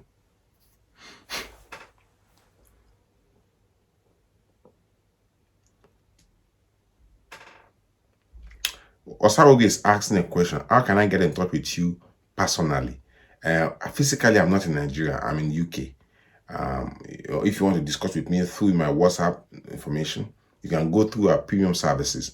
And Lily Grace has already answered you, Osaroge Okato, on the information on how to reach across to me. And if you want to attend or to see us at the ATG IVF Center, we have a specialist there, Dr Babajide and Dr Chuma. They can attend to you as well at our ATG IVF Center in Lagos. Our center is only in Lagos for now. Okay. Osaroge is in UK. Very good. So with that link that Gloria has given to you, there are options for you to pay to have one-to-one discussion with me through UK payment. So that'll be very good. In the UK here, I'm in Belfast area. However, with my working license, not all doctors do private. I don't do private because it's too much expenses tax-wise and insurance-wise. So I just put my insurance to do and work with the government hospital. So I cannot see patients in UK privately. Yes, okay, but I can consult with you through the WhatsApp information, and then we take it from there. If that's okay, that's okay. That's fine. There's a question here. Kubra Buluatiface asking, Doctor, I'm 2 days late on my period and still tested negative. What do I do? If you tested negative 2 days late, give it a week, 7 days to 10 days, and retest again. And that will be the best thing to do at this state. As far as you've not seen your period, do it in a week's time. How does effect of clomid last in a woman? How long? just one cycle. Usually, if you bled, you've had your period, the clomid is gone. Doctor, what if you did hysteroscopy before embarking on IVF? In case you had failed IVF, are you supposed to do another hysteroscopy to find out if you've had hysteroscopy before and you have a failed IVF? There's no need to repeating it again. Okay, no. Okay, if you've done a hysteroscopy for a particular reason and then you had a failed IVF, hysteroscopy is not probably going to answer much question. In such a case, you might need to consider egg donor or surrogacy. Doctor, please, if you have done an IVF before and it failed, and you're 38 years, is it possible to wait and try to conceive naturally, or do we go for another round of IVF? I suggest you go for another round of IVF and use donor egg. How can I use Precede without doctor's advice? Precede can be used without doctor advice. Precede is not an hormone. Precede is just some antioxidant and is a cream to help sperm to survive better in the vagina. Precede, you don't need doctor's advice to use Precede. You can get it on Amazon. My hubby has one undescended testicles. Oh, that question is gone. I was trying to read that testicle. That undescended testicles. Please, guys, slow down. Let me answer one after the other. Please slow down. Guys, slow down. Okay, now I'm losing track. Guys, just slow down. Let me be able to capture. You see, we are this seminar today. We're not much, so I should be able to answer every question. But if you behave civilized, but if you're not civilized enough, then I'll probably miss things. Okay, I was seeing a question about undescended testicles, but I couldn't see it anymore on my screen. Oh, okay. Anyway, Tidebe is asking, Doctor, I removed my implant a year ago. I can't get pregnant. I still ovulate. I still have ovulation pain, and my menstrual cycle is normal. I already have 2 kids before the implant in quick succession. So you removed your implant 2 years ago, you're not able to get pregnant. So a year ago, you're not able to get pregnant. Are you having regular sex every other day? Are you using Precede with the sex? And also, I think you should do a hormonal profile to check your hormones, because sometimes your body might have changed. I have observed my cycle now between 56 and 62 days. You've been trying to conceive, nothing for a year. You're 34 years old, married with 1 child, who is 2 years. Jeez, I've lost that thing again. Guys, slow down now. Let me be able to capture these things. Something 2 years. Okay, you have 2 kids, Abi. Okay. After a failed IVF, how long are you supposed to wait before embarking on another one? I suggest a month or 2 is enough. My hubby had undescended testicles that was corrected through surgery. His condition is still same. Doctor said the long time might have destroyed it. It's true. His condition is still the same. Is there any remedy to this or any more surgery? So first of all, was there any semen produced in the sperm count? If the semen count is good, no, yes. But if probably they've done the semen count and it's very low and they've brought down the testis, still yet it's still negative, that means that you have to consider sperm donor. Because once you keep the testicles inside the tummy for so long, the temperature there will destroy the testes. That's why testicles hang lower outside the body. So, but if they've done sperm count again and it's still low after this operation to reposition the testicles, then you have to consider sperm donor as the next line of action. And it's doable. It's always very good. I know you might feel dejected about this, but it's a very good option for a situation like this. Please, doctor, what is responsible for blood stain around ovulation? If you're having blood stain around ovulation, that is what we call intermenstrual bleeding. It could be from polyp, from fibroid, from infection.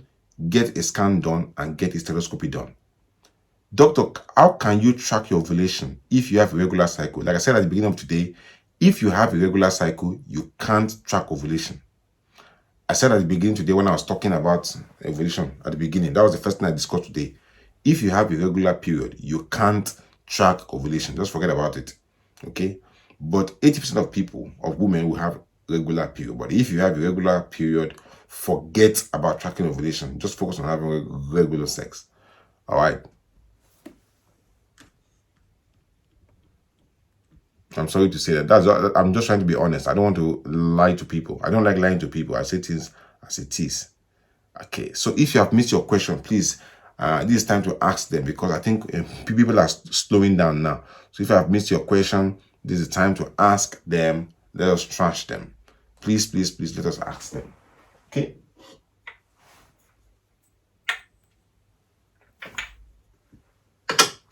If I've missed your question, this is the time to ask them. So let us ask them, okay? Very good. Doctor, can my hubby use Adizua, Fertilovit, and DHEA?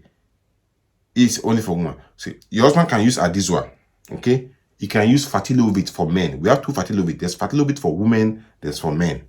You should use the one for men. And DHEA, I said, is for women. Remember, I said DHEA is for women. Please follow me. I'm not Babalawo. I know what I'm saying. Follow me. DHEA is for women. But if you don't want to listen to me, do what you want to do. But DHEA is for women. Doctor, what do you mean by donor egg? Donor egg means that we went to borrow the egg from another woman. So we'll stimulate a woman, okay, a young lady in most cases, and then harvest the egg from them through IVF. And then we now put them in incubator, get them fertilized, and put back into you. That is donor egg. If you want, you can bring your own donor. If you want, you can bring your own donor to our center. But in most cases, I advise you, don't bring people that you know to donate for you. Because in most cases, it always goes bad, from my own experience. And even the people that we use as donors, they don't want you to know them. And also, in most cases too, you don't want to know them. They want to give egg and go. You want to collect your egg and go. Nobody wants any interaction. So, but we'll try and match color for color, so that we don't give you a pink baby to a black woman, to a dark woman, you know. Good. Somebody is saying that a friend is... Why? I don't like answering questions for a third party. A friend. Why don't you ask your own that you are here? Let your friend come here and ask now. After a failed IVF, how long should you wait? I said again, give yourself at least 2 to 3 months before embarking on another one. Please, okay? A friend who has been trying to conceive, tested positive, and found to have PID, put on medication for some months. Last scan says there's no PID again. She has ovarian cyst. First of all, scan does not confirm PID.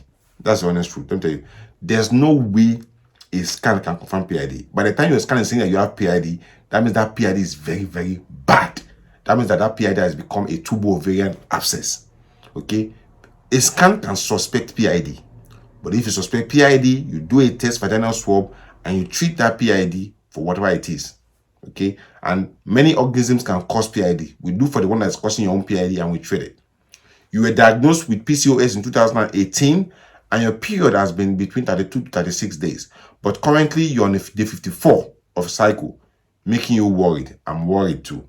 You should see fertility specialists at the ATG IVF center. If you're not in Lagos, go to your local center, see a fertility specialist. You need to be fixed because your PCOS is affecting you bad. What is Fertilovit and what is DHEA? They are antioxidants and vitamins that help survivability of the egg and sperm. Egg and sperm. DHEA is for women. Fertilovit male is available. Fertilovit women is available. But the DHEA is for the woman. That's for Chidi kindness. Okay, let us see other questions. We are waiting here for other questions, okay? And thank you most importantly for paying attention to the discussion today.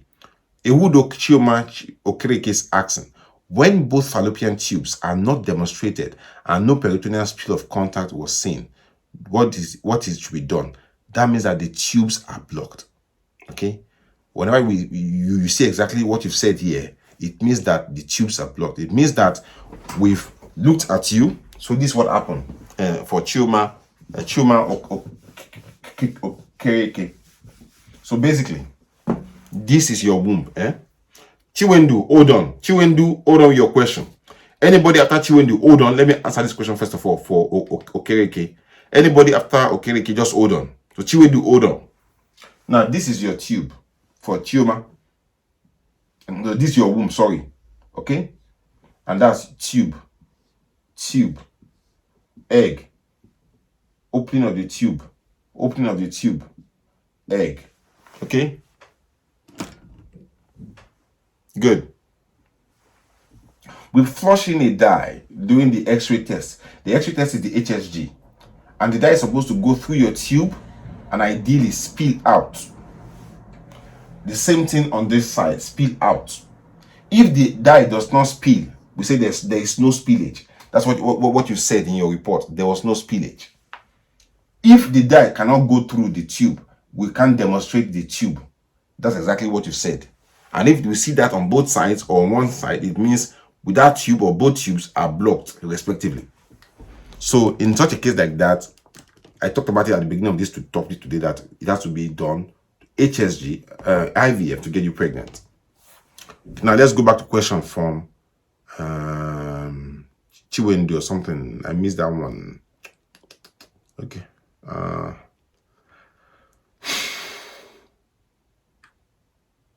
Let us put, I saw a question from a lady called Chiwendu, so I stopped. Anyway, there's a question from Barbara Andrews.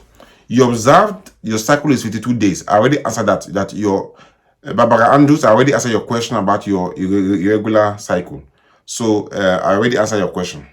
Chinyere Uchenna is asking, doctors, is Vigorix good for men in this case? I don't know what Vigorix is. Oh, Viagra. Is it Viagra?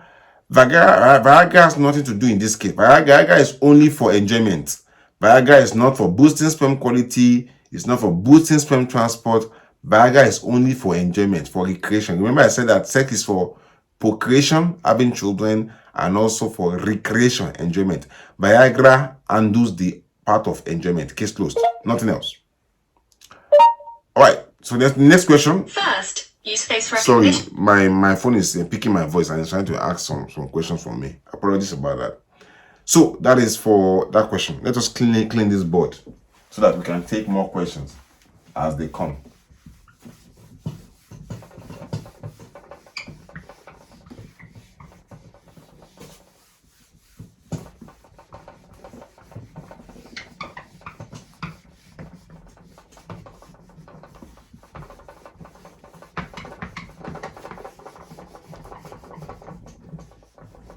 Okay.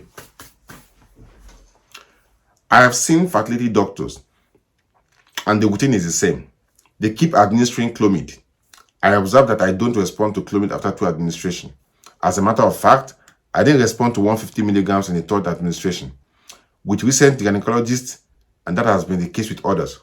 So first of all, you agree with me that Clomid is not helping you. So Clomid is not what you need. So if you listen to me from beginning, by the time you get to the stage of needing Clomid, 150 milligrams, or using Clomid for the 4th time, stop it. You see, doing the same thing over and over again without result is not good.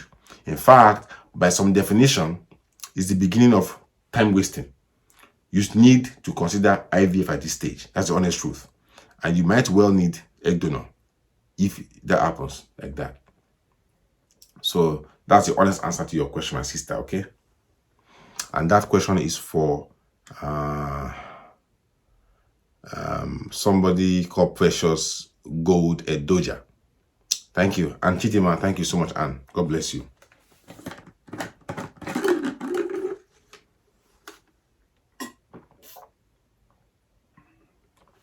Leke Clegg Undraite, I also answered your question earlier. You asked that how long does the effect of Clomid last after receiving it? I said that as soon as you have your next cycle, it's over. Okay? As soon as you have your next cycle, your next bleeding, Clomid effect is gone and it's dissipated in your body. So I already answered that question for you. Leke Clegg Undraite. Thank you. So we've answered most questions on the screen. I'll wait for more and then we'll call it a day. We'll call it a night. We'll say a word of prayer. Chiwendu Ogidi, I think I answered your question. Ask it again though, and let's see it. Doctor, I did my first IVF in February this year. It failed.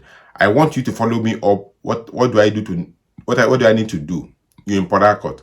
Okay, Chinyere, join the premium services and let's let me take you on board. Okay, follow the instruction by our moderators and join the premium services, and I'll take you on board. Akinremi Kehinde is asking, you did HSG and you were told that there's an evidence of pelvic adhesion. Can you still get pregnant if tubes are okay? If both tubes are okay and they can see spillage of the dye contrast on your HSG, your tubes are fine. Okay. What should one do to produce quality eggs? Don't smoke, no alcohol, regular exercise. Okay, are very, very good. Chiwendu, what's your question? Thank you. Chiwendu, what's your question? Chiwendu Ogidi, what is your question? Let us answer it. There's no question we've not seen, but if we've missed yours, apologies. Ask it now. Chiwendu, ask it now. Chiwendu Ogidi, ask your question now. Chiwendu Ogidi, ask your question now. Copy and repaste them. Copy and repaste them. I might have missed it. I'm so sorry about that. But let me rectify it by answering it now if you post it again. Very good.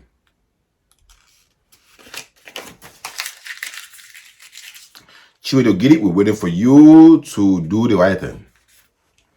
If you don't want to do it, then there's nothing we can do. Chiwendu Ogidi Oha, what is your question? Between pregnant care and folic acid, which one enhances fertility? None of them. Folic acid, pregnant care, none of them will enhance fertility. Folic acid and pregnant care are given to prevent neural tube defect in babies. Folic acid, pregnant care do not make you pregnant in any way. They only reduce the risk of your baby having spinal cord problems. Case closed. Thank you. Okay. Okadeji Beatrice is asking a question. Our question is that, oh Jesus, it's gone again. Please slow down. Okadeji, I saw that question now. Okay. I am 34 years old, married for 2 years, regular cycle 29 days. You've done HSG, hormonal profile, ovulation tracking, everything is okay. You're ovulating, your flow is just 3 days, but rush for 2 days. Something. Oh God, it's gone again. So you're ovulating, your period rush. What else can you do to get pregnant? If you're having regular sex, and regular sex is specific, is sex every 2 to 3 days, and the only time you're not having sex is during your period. You've done that for 2 years. Please start using Precede for the next regular sex for 2 months. And if you're not able to get pregnant, then think of IVF as a last option. I'm hoping that your tests are correct. I'm hoping that your husband's sperm count is good. If you've ticked all those boxes, you haven't regular sex before, for the next 2 months of regular sex, start using Precede Lubricants and get back to me. Thank you.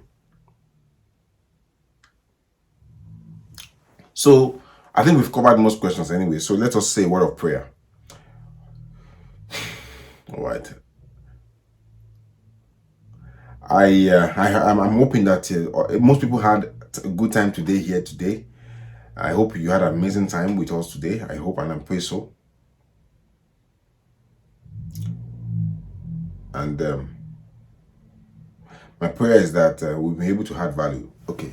How can you get Precede? Jumia, Amazon, any good pharmacy store in Nigeria can get you Precede. It's available. People are getting it. Just go to any pharmacy store, go online, you get it. Precede Lubricant. Precede Lubricant. P-R-E-S-E-E-D. Stephanie, okay, Ogidi, Oha is saying, married for 31 years. Slow down, guys. Slow down. Married for 30, she's 31 years old, married for 2 years. Both tubes are blocked.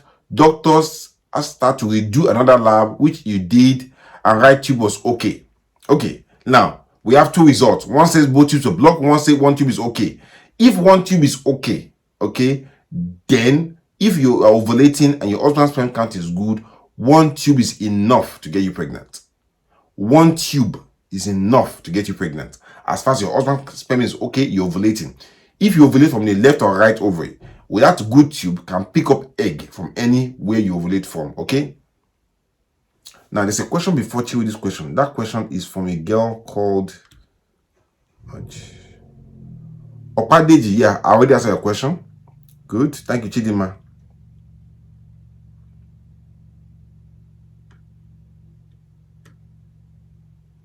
I saw a question before Chiwe this question. Now that thing is gone. Okay. I hope I didn't miss it though. Okay, Stephanie Chukuma.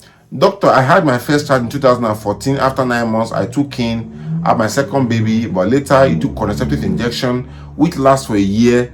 Then you couldn't take in when you couldn't take in something 2 years. You lost the baby at 3 months. So basically, you're able to get pregnant naturally, but you've had a miscarriage and probably 1 or 2 miscarriages. So basically, your case is basically is not infertility. Even if it's infertility, it's secondary infertility.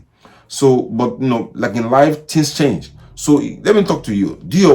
Let's go back to the drawing board. Let's do your hormonal profile. You see, and check your husband's do your hormonal profile first of all. Forget the husband's sperm count because you're able to get pregnant for him. So let's do your hormonal profile and let's see what's going on first of all. Then we take it from there. And if everything is okay, this is a set of advice I will give to you once you get pregnant to reduce the risk of miscarriage. Okay, doctor, what is the use of Precede? I said again during this discussion that Precede makes the vagina conducive and not hostile, not unfavorable, very friendly to the sperm. Precede makes your vagina friendly to the sperm. Precede allows sperm to travel faster under a good environment and reduces hold up and lets sperm swim faster in your vagina into your womb. That is what Precede does.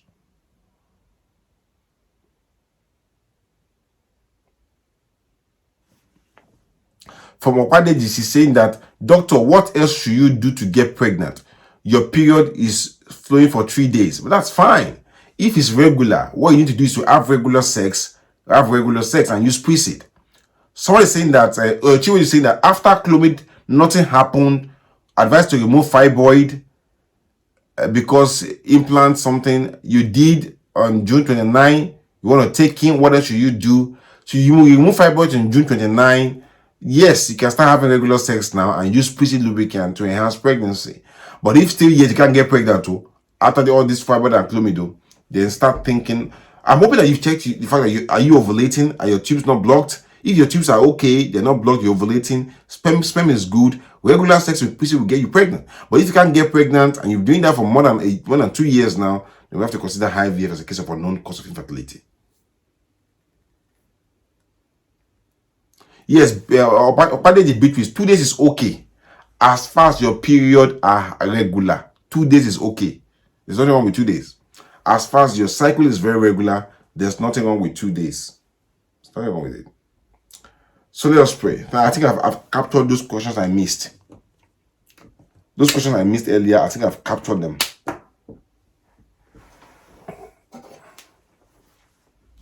How do you know if you're ovulating? You do your hormonal profile, FSH, day 21 progesterone, LH hormone. Like if you do all these tests, Chiwindu, I will know whether you're ovulating or not. And in most cases, I said again during this talk that if you're having regular period, in most cases you're ovulating. If you're having a regular period, you're likely to be ovulating. Adebayo Temilua is saying that I have stopped seeing cervical mucus. Am I still ovulating? Yes. Cervical mucus is not a necessary thing to see to know if you're ovulating or not. If you're having a regular cycle, you're ovulating. Cervical mucus is a waste of time. I've preached this over and over again, but people will not understand me. Cervical mucus is not a necessary thing to see to know you're ovulating. It's not necessary. If your cycle is not regular, then you can't count your window. Then you have to consider doing a hormonal profile for us to know why your cycle is not regular. We do your FSH, LH, prolactin hormone, testosterone, ultrasound scan to know why your period is not regular. We need to do it. Okay? Your period is designed to be regular. But if it's not regular, we need to do your hormonal profile. Definitely. Thank you, Almighty God, for today. We believe by faith that we're able to do the things we propose to do. We believe that the things we've shared today will turn lives around, make lives better, and give us answer to our prayers. Everyone, a better life for one is a better life for everybody. We pray for the best for everybody here, inclusive of everybody listening, everybody talking, and God Almighty will make a change in our lives. And I believe that these things we said today will fall on fertile ground and will germinate stories of success every way, multiple ways. We pray, we ask. Amen. Doctor, my flow has dropped from 2 days to 4 days to 2 days. What can be the cause? Probably your hormonal profile is imbalanced, or probably you have fibroids, or probably you're going through perimenopause. If you're getting about 50, it could be all those things. So we need to do your hormonal profile, and you might even need to do hysteroscopy to look into your womb cavity to see if there's any obvious reason why your period is changing from 4 to 2 days. Okay. And for all your infertility tests, you're in Lagos, you can get them done at ATG IVF Center. ATG Laboratory is on the highway in Lagos there. Walk in and get them done. The address is already on your screen. Okay. If you missed this video from beginning, you can watch this show on this same seminar page from the start over again. It's going to be on. It's going to be on Facebook on this particular seminar page though, for as long as possible. And you can watch it at your own free time. Okay. God bless you, everyone. Thank you for being here. I appreciate you. Thank you for your time. Thank you for your data. And thank you guys for being here. I love you all and I really appreciate you guys. God bless you. I hope to see you soon. And I hope to hear your success stories and to share them too to people so that we know that things are changing. God bless you all and see you soon. Bye-bye.